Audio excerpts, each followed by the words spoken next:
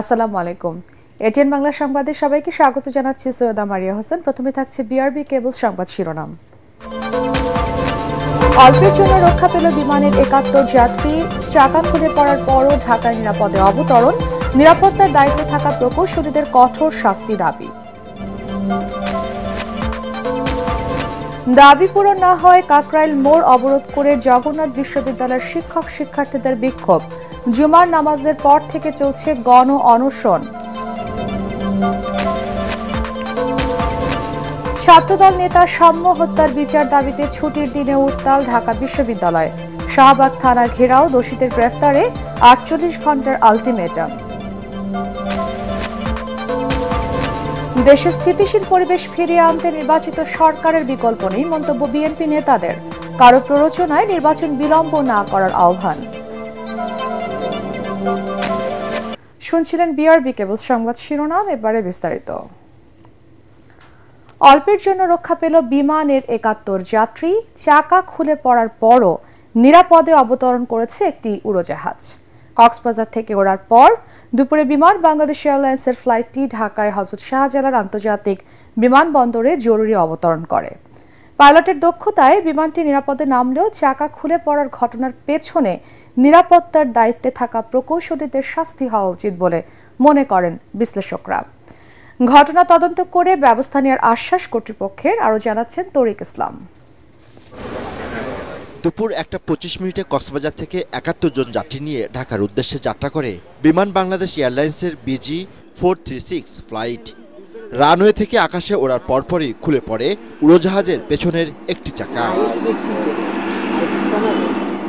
Pilot ও কর্তৃপক্ষ যাত্রীদের বিষয়টি না জানালেও ঢাকায় হযরত শাহজালাল আন্তর্জাতিক বিমানবন্দরে আগে থেকে নেওয়া হয় সকল নিরাপত্তা প্রস্তুতি। দুপুর ২:১৭ এক চাকা ছাড়াই নিরাপদে বিমানবন্দরে জরুরি অবতরণ করে বিমানটি। তবে অক্ষত আছেন ৭১ যাত্রীর সবাই। যেদিকের হুইলটা খুলছে আমি ওই সাইডের উইন্ডোতে ছিলাম, আমি দেখতেছিলাম যে হুইল নাই, চাকা একটা নাই। ল্যান্ড করার সময় আমি টের পাইছি যে এত কেন সময় লাগতেছে, এত তো সময় লাগার কথা না। প্লেনটা ফ্লাই করার সাথে সাথে চাকা খুলে যায়, তাদের সে দায়িত্বটা কোথায় এসে পালন করছে? বিমানের প্রকৌশলীদের এমন দায়িত্বহীনতায় বড় ধরনের দুর্ঘটনা ঘটতে পারত বলে জানান এই এভিয়েশন বিশেষজ্ঞ। আপনি জানেন যে আমাদের দেশে এগুলো যথেষ্ট পুরনো হয়েছে, তো এগুলো ঠিক আছে কিনা, মেটেরিয়াল ফেল হয়েছে কিনা, এটা তো দেখতে হবে। আপনি আজীবন তো নাট বল্টু ঠিক থাকার কথা নয়, কারণ এখানে তো ঘর্ষণ হয়, যথেষ্ট স্পিডি একটা ঘর্ষণ এখানে হয়। তো এই জায়গাটায় তারা কতটুকু আপনি দেখতে পারছে বা দেখেছে, এটা একটা বিষয় আর কি। তদন্ত করে দায়ীদের শাস্তির আওতায় আনারও দাবি বিশেষজ্ঞদের। যারা এটা করেছেন, যারা এটা দেখতেছেন, তারা প্রিফ্লেট চেকটা কিভাবে দিলেন, এটা কি দেখছিলেন কিনা, তারা নাটটা কি লুজ হয়ে গিয়েছিল কিনা, এটা কি চেক করছিলেন কিনা, এগুলো তদন্ত করলে বেরিয়ে আসবে। লাস্ট কবে চেক করা হয়েছে, এটা এনডিটি টেস্টে কবে হয়েছে, এইগুলো সব প্রত্যেকটা জিনিসের ডিও থাকে যে এতদিন পর পর এই চেকগুলো করতে হবে, সেই চেকগুলো করা হয়েছে কিনা, এইটা তদন্ত করলে বেরিয়ে যাবে। এবং গত ২-৩ দিন কারা প্রিফ্লেট চেক করছে এয়ারক্রাফটের, সেটা দেখতে হবে। চাকা খোলার কারণ অনুসন্ধানে ৩ সদস্যের তদন্ত কমিটি গঠন করেছে বিমান। আগামী ১৫ কর্মদিবসের মধ্যে প্রতিবেদন দিবে তদন্ত কমিটি। তরিক ইসলাম, এটিএন বাংলা, ঢাকা। ৩ দফা দাবি আদায়ে গণ অনশন করছেন জগন্নাথ বিশ্ববিদ্যালয়ের শিক্ষক শিক্ষার্থীরা। পূর্ব ঘোষিত কর্মসূচি অনুযায়ী জুমার নামাজের পর রাজধানীর কাকরাইল মোড়ে অনশন শুরু করেন তারা। এর আগে সকাল থেকে গণসমাবেশ করে বিশ্ববিদ্যালয়ের সাবেক ও বর্তমান ছাত্র শিক্ষকরা। দাবি আদায়ের আগ পর্যন্ত যে কোনো মূল্যে আন্দোলন চালিয়ে যাওয়ার হুঁশিয়ারি দেন তারা, আরও জানাচ্ছেন মুশফিকুর রহমান।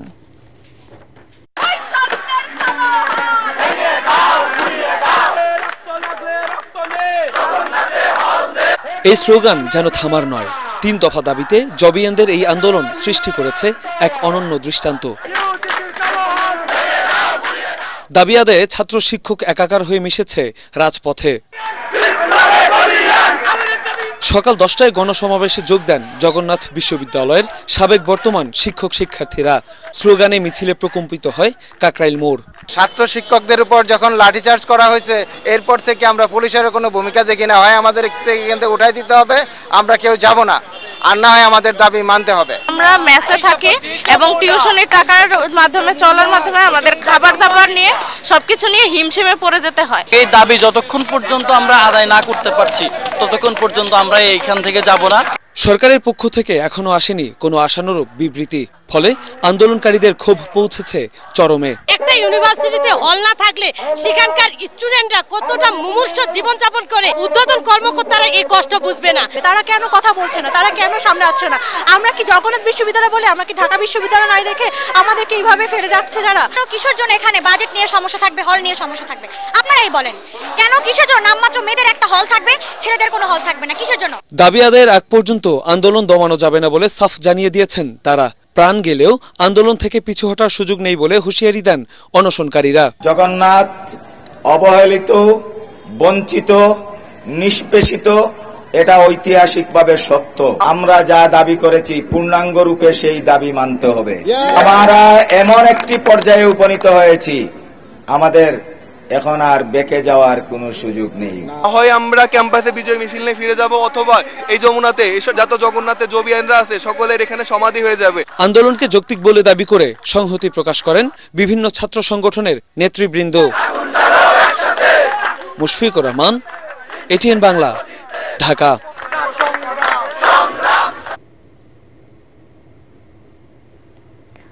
দর্শক, এই মুহূর্তে কাকরাইল মোড়ে রয়েছেন আমাদের সহকর্মী মিজান শাহজাহান। আমরা এখন সরাসরি চলে যাচ্ছি তার কাছে। মিজান, গণ অনশন কর্মসূচি থেকে কি বলছেন আন্দোলনকারীরা? আমরা এখন দাঁড়িয়ে আছি যমুনার পাশে, যেখানে প্রধান উপদেষ্টার সরকারি বাসভবন, সেই যমুনার সামনে দাঁড়িয়ে আছি। আপনি জানেন যে জগন্নাথ বিশ্ববিদ্যালয়ের শিক্ষার্থীরা এবং শিক্ষকরা এরই মধ্যে আন্দোলনে যুক্ত হয়েছেন এবং তাদের সঙ্গে প্রাক্তন শিক্ষার্থীরাও আন্দোলনে যুক্ত হয়েছেন। তারা বলছেন যে তাদের হল সহ যে সমস্ত দাবি দেওয়া তারা দিয়েছেন, সে সমস্ত দাবি দেওয়া আদায় না হওয়া পর্যন্ত তারা রাজপথ ছাড়বেন না।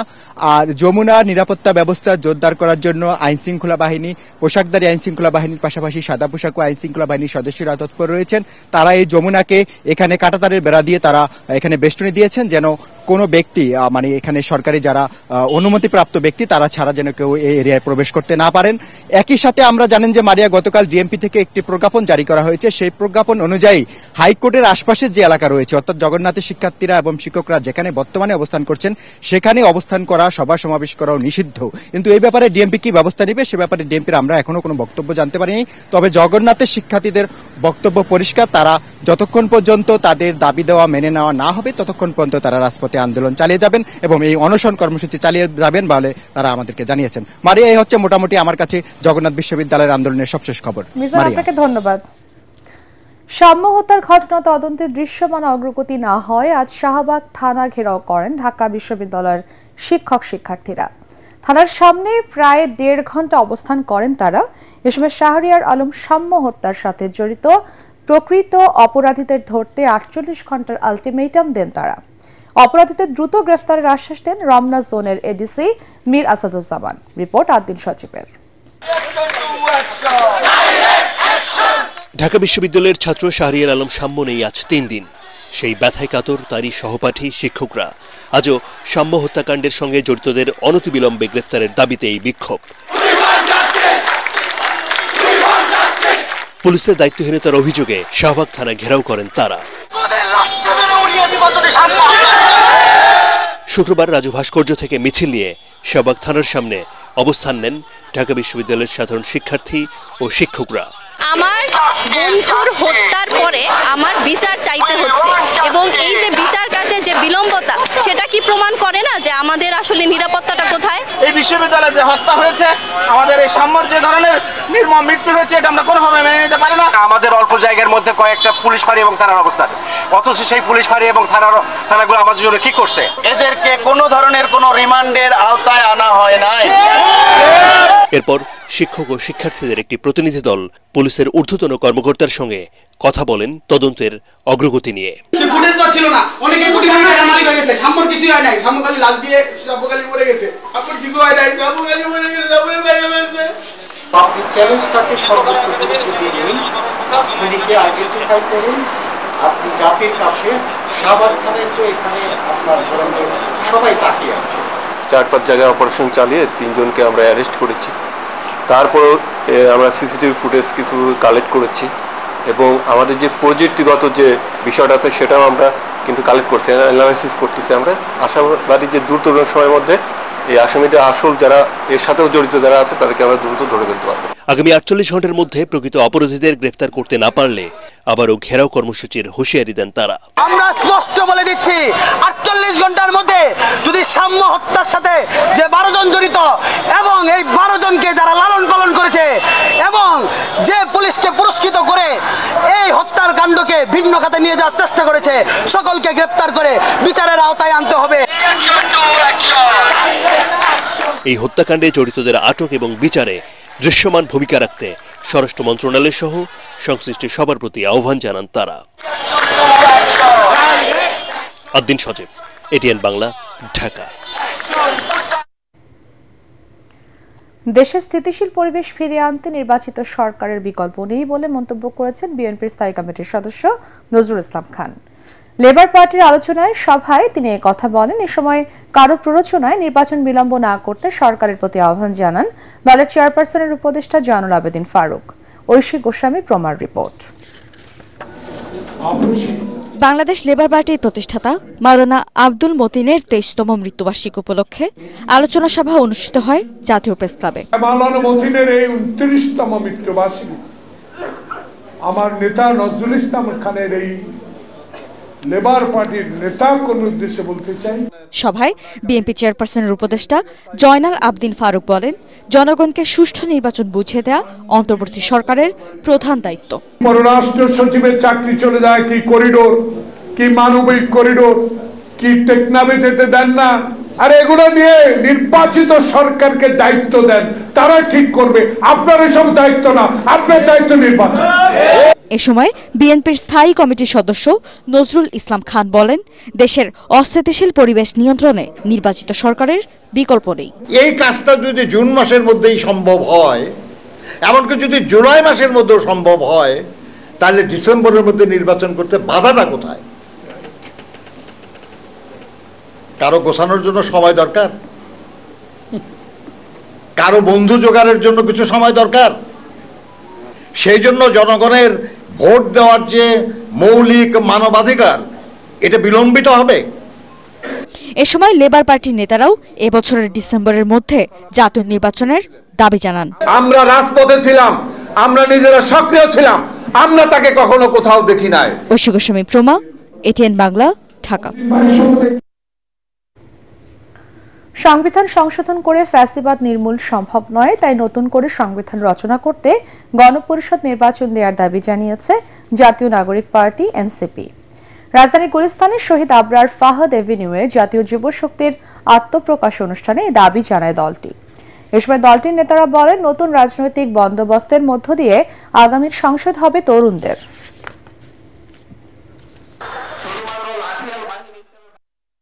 বাংলাদেশের রাষ্ট্রকে, বাংলাদেশের সমাজকে সামনের দিকে এগিয়ে নিয়ে যেতে হলে এদেশের যুবকদেরকে তথ্যে, এদেশের যুবকদেরকে বিভিন্ন কিছুতে সব দিক দিয়ে দক্ষ করে তুলতে হবে।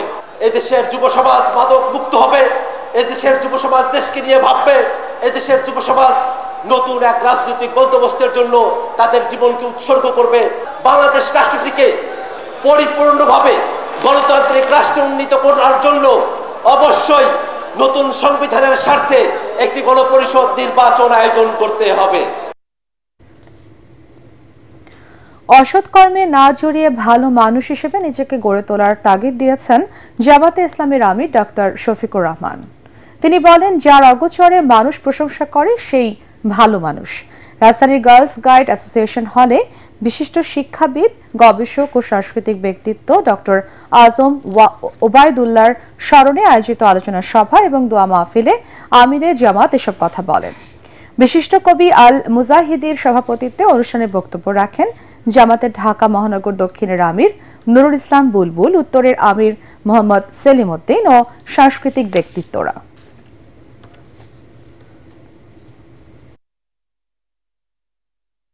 আল্লাহ তাআলার নিয়ামতের নাশুকরি কিংবা বিদ্রোহ যারা করবে, আল্লাহ তাদের ব্যাপারে অত্যন্ত কঠোর। দুনিয়ায় তারা অপমানিত, লাঞ্ছিত, আখিরাতে তারা হবে বঞ্চিত আল্লাহর নিয়ামত, সমস্ত নিয়ামত থেকে। আর যারা ঈমান আনার পর নফসের দুকা কিংবা শয়তানের ওয়াসওয়াসায় আল্লাহ তাআলার অপছন্দের কোনো কাজ করে ফেলবে, এরপর পরই অনুতপ্ত হবে, তওবা করে আল্লাহর দিকে ফিরে আসবে, তারা তাদের মওলাকে ক্ষমাকারী হিসাবে পাবে। বিচার সংস্কার ও নির্বাচনের সুস্পষ্ট রোডম্যাপ ঘোষণা করে দেশকে এগিয়ে নেওয়ার আহ্বান জানিয়েছেন গণসংহতি আন্দোলনের প্রধান সমন্বয়কারী জোনায়েদ সাকি। অন্তর্বর্তী সরকারের উদ্দেশ্যে তিনি বলেন, মততন্ত্রের মাধ্যমে যে হামলা হচ্ছে তা বন্ধ করতে হবে। জাতীয় প্রেসক্লাবের সামনে ফারাক্কা লং মার্চের 50 বছর উপলক্ষে ভারতের নদী আগ্রাসন প্রতিরোধ করুন, অভিন্ন নদীর পানির ন্যায্য হিস্সা আদায়ে ঐক্যবদ্ধ হন শীর্ষক সমাবেশে তিনি এসব কথা বলেন। জোনায়েদ সাকি আরও বলেন, ফারাক্কা বাঁধের বিরুদ্ধে কিংবা নদী ও প্রাণ প্রকৃতি রক্ষার আন্দোলনের সুউচ্চ প্রতীক হচ্ছেন মাওলানা ভাসানী। নারীর সম অধিকার ও মর্যাদা প্রতিষ্ঠার লক্ষ্যে নারীর ডাকে মৈত্রী যাত্রা কর্মসূচি পালন করেছে 51টি প্রগতিশীল নারী শ্রমিক সাংস্কৃতিক শিক্ষার্থী ও পেশাজীবী সংগঠন। রাজধানীর মানিক মিয়া এভিনিউয়ে ব্যতিক্রমী প্রতিবাদ কর্মসূচির আয়োজন করে তারা।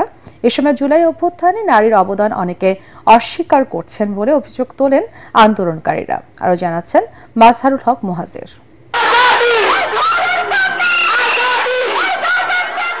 দীর্ঘ যুগ ধরে চলতে থাকা নারীর প্রতি সহিংসতার বিরুদ্ধে নারীদের আলোর পথে যাত্রার আহ্বান জানিয়ে পালিত হল নারীর ডাকে মৈত্রী যাত্রা। ছুটির দিনের দুপুরে তপ্ত রোদ উপেক্ষা করে এতে অংশ নেন প্রগতিশীল নারী, শ্রমিক, শিক্ষার্থী, সাংস্কৃতিক কর্মী এবং পেশাজীবী সংগঠন।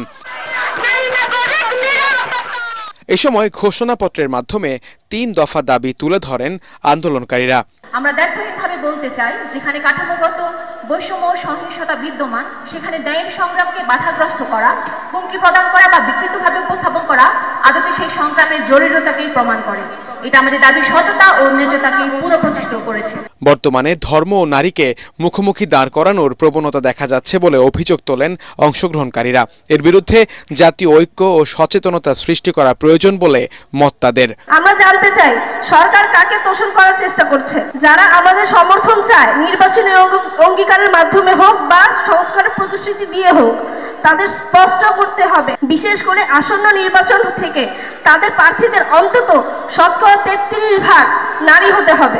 বিভিন্ন নারী সংগঠন ছাড়াও ধর্ম বর্ণ নির্বিশেষে নারী ও পুরুষ সক্রিয়ভাবে অংশগ্রহণ করেন এই আয়োজনে। ব্যানার, লিফলেট, স্লোগান, গান ও কবিতার মাধ্যমে নারীর অধিকার ও বৈষম্যহীন সমাজ গঠনের দাবি তুলে ধরা হয়, যা পুরো কর্মসূচিকে করে তোলে আরও প্রাণবন্ত। মাজহারুল হক মুহাজির, ATN বাংলা, ঢাকা। আল আরাফা ইসলামী ব্যাংক অর্থ সংবাদ।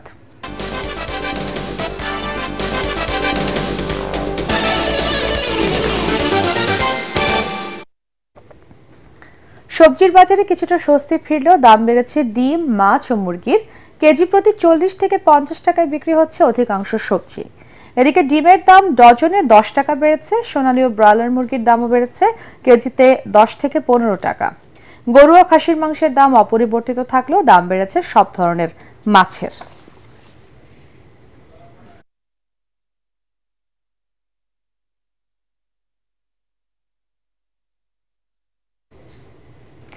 আল আরাফা ইসলামী ব্যাংক বগুড়া জোনে অনুষ্ঠিত হলো দিনব্যাপী টাউন হল মিটিং। এতে অংশ নেন বগুড়া জোনের 25টি শাখার ব্যবস্থাপক ও কর্মকর্তা। ব্যাংকের ব্যবস্থাপনা পরিচালক রাফাতুল্লাহ খান প্রধান অতিথি হিসেবে উদ্বোধন করেন।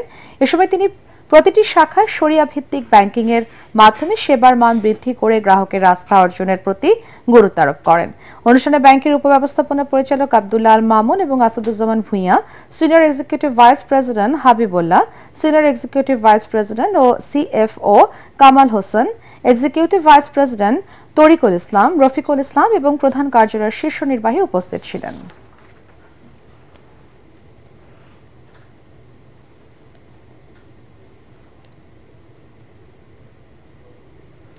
এবারে আন্তর্জাতিক সংবাদ।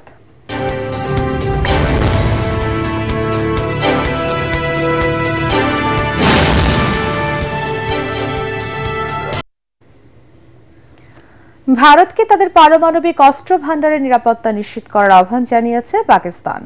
দেশটির সংবাদ মাধ্যম দ্য ডন এ তথ্য জানিয়েছে। ভারতে পারমাণবিক পদার্থ চুরির তদন্ত করতে আন্তর্জাতিক পারমাণবিক শক্তি সংস্থা IAEA এর প্রতি আহ্বান জানিয়েছে পাকিস্তান। পাশাপাশি পাকিস্তানের পারমাণবিক কর্মসূচির উপর নজরদারি চালাতে ভারতের প্রতিরক্ষা মন্ত্রী রাজনাথ সিং IAEA কে যে আহ্বান জানিয়েছে তা প্রত্যাখ্যান করেছে ইসলামাবাদ। এদিকে ভারতের আরও একটি ফাইটার জেট ভূপাতিত করার কথা জানিয়েছেন পাকিস্তানের প্রধানমন্ত্রী শেহবাজ শরীফ। এর আগে ভারতের 5টি যুদ্ধ বিমান ভূপাতিত করার দাবি করেছিল তারা। দিব্যারাকা ফাউন্ডেশনের প্রতিষ্ঠাকালীন চেয়ারম্যান মরহুম বিচারপতি মোহাম্মদ আব্দুর রৌফের স্মরণে জীবনালেখ্য ও দোয়া অনুষ্ঠিত হয়েছে।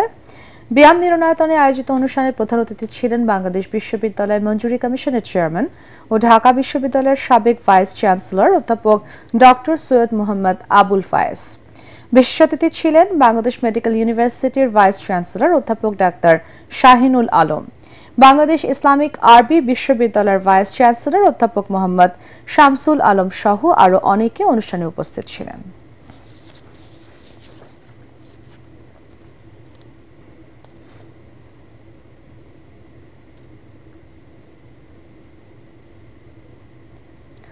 আন্তর্জাতিক আইনের উচ্চশিক্ষায় বেসরকারি ইস্টার্ন ইউনিভার্সিটি অনন্য অবদান রাখছে বলে মন্তব্য করেছেন হাইকোর্টের বিচারপতি খিজির আহমেদ চৌধুরী। যুক্তরাষ্ট্রের ওয়াশিংটন ডিসিতে মনোরো প্রাইস মিডিয়া লিমিটেড ও বিশ্বকাপ মুট খ্যাত ফিলিপ সি জেসাফ ইন্টারন্যাশনাল মুট কোর্ট প্রতিযোগিতায় সাফল্যের জন্য ইস্টার্ন ইউনিভার্সিটির শিক্ষার্থীদের সংবর্ধনা অনুষ্ঠানে যোগ দিয়ে তিনি কথা বলেন। দেশে এখন বেসরকারি বিশ্ববিদ্যালয়গুলো মানসম্পন্ন পড়াশোনা করে উন্নত জীবন গড়ছেন বলেও জানান বিচারপতি খিজির আহমেদ চৌধুরী। এ সময় ইস্টার্ন ইউনিভার্সিটির ভারপ্রাপ্ত উপাচার্য অধ্যাপক শামসুল হুদা, আপিল বিভাগের সিনিয়র আইনজীবী ডক্টর খালেদ হামিদ চৌধুরী, আইন বিভাগের chairman Mamunur Rashid, registrar doctor Abul Bashar Khan, আইন অনুষদের ডিন ABM ইমদাদুল হক খান এই সময় উপস্থিত ছিলেন। এবারে খেলার খবর।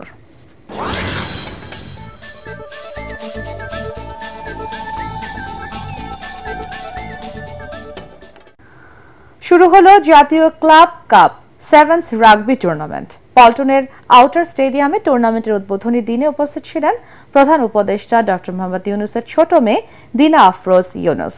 8টি গ্রুপের 24টি দলের অংশগ্রহণে 2 দিন ব্যাপী এই টুর্নামেন্ট আয়োজন করেছে রাগবি ফেডারেশন। এ সময় টুর্নামেন্টের পৃষ্ঠপোষক ক্রিস্টাল ইন্স্যুরেন্সের অতিরিক্ত ব্যবস্থাপনা পরিচালক ও company secretary M Mahfuzur Rahman উপস্থিত ছিলেন। নেপালে 3 ম্যাচের সিরিজ এবং দক্ষিণ এশিয়া গেমসে খেলোয়াড় বাছাইয়ের জন্য জাতীয় ক্লাব কাপ সেভেন্স রাগবির আয়োজন করেছে ফেডারেশন। শেষ করার আগে বিআরবি কেবল সংবাদ শিরোনাম আরো একবার। অল্পের জন্য রক্ষা পেল বিমানের 71 যাত্রী। চাকা খুলে পড়ার পরও ঢাকায় নিরাপদে অবতরণ। নিরাপত্তার দায়িত্বে থাকা প্রকৌশলীদের কঠোর শাস্তি দাবি। দাবি পূরণ না হয় কাকরাইল মোড় অবরোধ করে জগন্নাথ বিশ্ববিদ্যালয়ের শিক্ষক শিক্ষার্থীদের বিক্ষোভ। জুমার নামাজের পর থেকে চলছে গণ অনশন। ছাত্রদল নেতা সাম্য হত্যার বিচার দাবিতে ছুটির দিনে উত্তাল ঢাকা বিশ্ববিদ্যালয়। শাহবাগ থানা ঘেরাও, দোষীদের গ্রেফতারে 48 ঘন্টার আলটিমেটাম। দেশে স্থিতিশীল পরিবেশ ফিরিয়ে আনতে নির্বাচিত সরকারের বিকল্প নেই মন্তব্য বিএনপি নেতাদের। কারো প্ররোচনায় নির্বাচন বিলম্ব না করার আহ্বান। পরবর্তী সংবাদ দেখার আমন্ত্রণ জানিয়ে এখনের মতো শেষ করছি এটিএন বাংলার সংবাদ। ইউটিউবে দেখতে ব্রাউজ করুন youtube/এটিএন বাংলা নিউজ। ধন্যবাদ সবাইকে।